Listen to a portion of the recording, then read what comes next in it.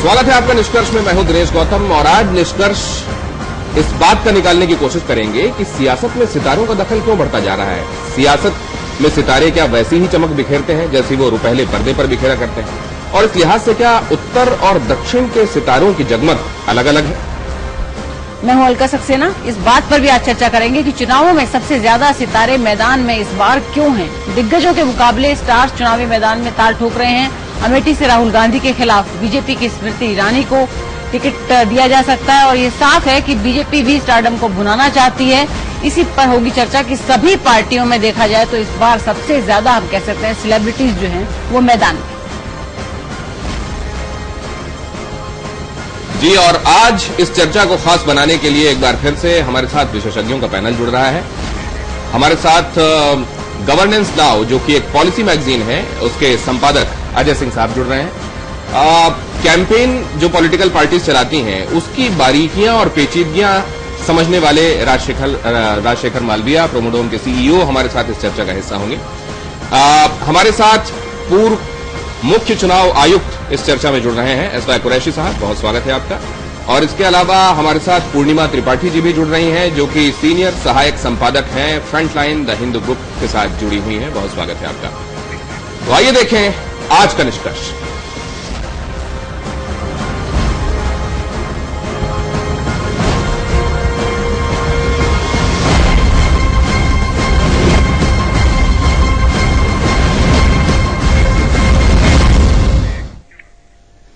इस बार फिर आम चुनाव है, लेकिन आम चुनाव में आम के साथ साथ खास लोग भी मैदान में हैं और इस बार जरूरत से ज्यादा ये नजर आ रहे हैं। फिल्मी सितारे हैं, इसमें करीब 30 स्टार्स लोकसभा में पहुंचने का सपना देख रखे हैं, जिसमें अभिनेता हैं, अभिनेत्रियां हैं, संगीतकार, गायक, आइटम गर्ल भी एक मैदान में है, कुछ खिलाड़ी भी मैदान में है, लेकिन है सबकी स्टार वैल्यू।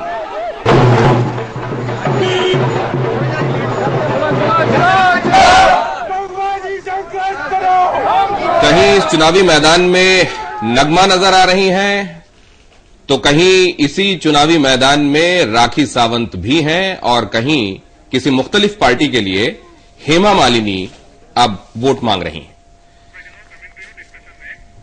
सवाल यही कि सियासत की दुनिया में सितारों का दखल क्यों बढ़ता जा रहा है। क्या ये इस वजह से क्योंकि ये पॉलिटिकल पार्टीज इन सितारों से ऑब्सेस्ड हैं, या वोटर्स इन सितारों से प्रभावित होते हैं, सम्मोहित होते हैं, ऑब्सेस्ड होते हैं और इसी बात को इनकैश करना चाहती हैं पॉलिटिकल पार्टीज। आइए ये समझने की कोशिश करें। अजय साहब, क्यों बढ़ती जा रही है दखल सितारों की सियासत में?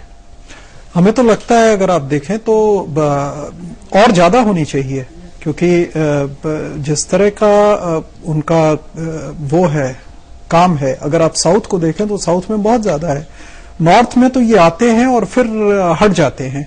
तो हमें लगता है कि और ज्यादा हो तो ज्यादा अच्छा है, लेकिन दिक्कत ये होती है कि ये लोग आते हैं, थोड़े दिन में ही वहां से हट जाते हैं।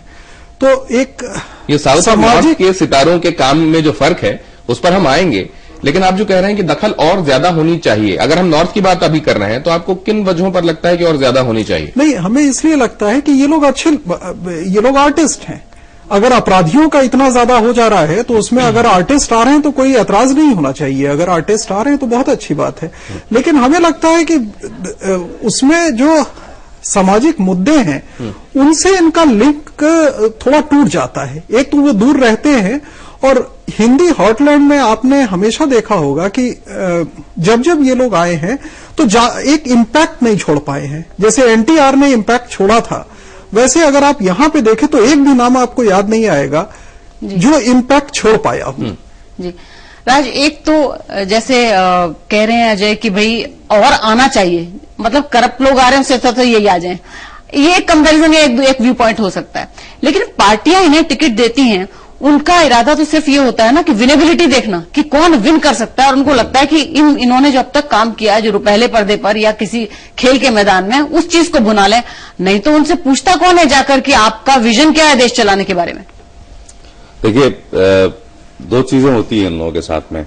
ये विनेबिलिटी की जो बात है, एक खबर बनती है और खबर जो बनती है वो फिर एक सिलसिला बनता है खबर बनने का, थोड़ा हंगामा भी होता है उस क्षेत्र में, और ये कई मेरे ख्याल से मतलब एक प्रचार मिल जाता है, यूं ही प्रचार मिल जाता है। और अगर मैं एक एज एन आउटसाइडर बोलूं तो हर एक कैंडिडेट, हर एक आदमी जो, हर एक एमपी जो वो लोकसभा में भेजती है कोई भी पार्टी, तो उनके लिए जरूरी नहीं होता कि हर एक एमपी बहुत ज्यादा समझ वाला हो।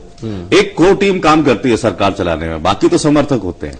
नहीं, इसका मतलब आप ये कह रहे हैं कि पार्टी ये सोचती है कि अगर ये जीत कर आ गया तो काम कितना करेगा, कि सिर्फ यही सोचती है कि एक नंबर और बढ़ गया उनकी सीट? नहीं, देखिए मेरे हिसाब से मुझे तो ये लगता है, मैं कभी किसी पार्टी के अंदर बैठा नहीं हूं और ये पता नहीं। राज, अगर आपका जो ब्रांड वाला मसला है, क्या किसी एक जाने पहचाने चेहरे को उतारने से जो आपने कहा खबर बनती है और वहां से एक मोमेंटम शुरू हो जाता है चीजों के आगे बढ़ने का? नहीं, क्या ये इंस्टेंट रिकॉल से जुड़ा हुआ है? अगर एक चेहरा जिसको हम पर्दे पर देखते आए हैं या खेल के मैदान में देखते आए हैं, अगर वही चुनाव लड़ रहा है तो हमको ये समझने और उसका बैकग्राउंड पता करने में खपना नहीं पड़ेगा कि आदमी कौन है जो चुनाव लड़ रहा है? और क्या यही बात इनिशियली आइस ब्रेक करने का काम करती है, इंस्टेंट रिकॉल? देखिए, जब हम लोग छोटे थे तो कैंपेन्स थोड़े लंबे चला करते थे इलेक्शन के, शायद 30-35 दिन, 40 दिन चलते थे।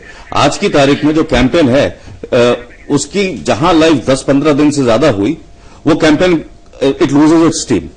तो उस सिचुएशन में ये बड़ा अच्छा रहता है कि एक जाना पहचाना चेहरा जो कि कुछ अच्छी बातें कह दे।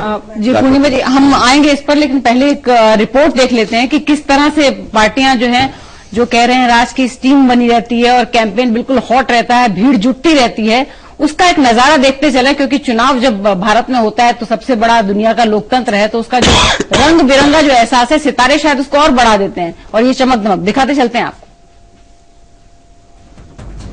मोदी आम आदमी का चुनाव है, केजरीवाल आम आदमी की बात करते हैं, राहुल अपना हाथ आम आदमी के साथ बताते हैं।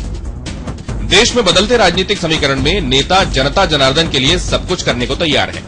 आम आदमी के जुमले पर सवार होकर चुनावों में मैदान मारने उतरी पार्टियों ने सेलिब्रिटीज को भी जमकर टिकट दिया। बीजेपी ने हेमा मालिनी, परेश रावल, किरण खेर, विनोद खन्ना, शत्रुघ्न सिन्हा, मनोज तिवारी, बप्पी लाहिड़ी, जॉय बनर्जी और बाबुल सुप्रियो की फौज को मैदान में उतारा। आम आदमी की बात करने वाली आम आदमी पार्टी भी सितारों पर दांव लगा रही है। लखनऊ से जहां जावेद जाफरी आम आदमी के लिए जलवा बिखेरेंगे, तो पार्टी ने चंडीगढ़ से बीजेपी की किरण खेर के मुकाबले गुलपनाग को उतारा है। कांग्रेस ने राज बब्बर, नगमा, रवि किशन, मोहम्मद कैफ को उम्मीदवार बनाया। तृणमूल कांग्रेस ने भी मुनमुन सेन, विश्वजीत और बाइजिंग भूटिया जैसे सितारों पर दांव खेला है।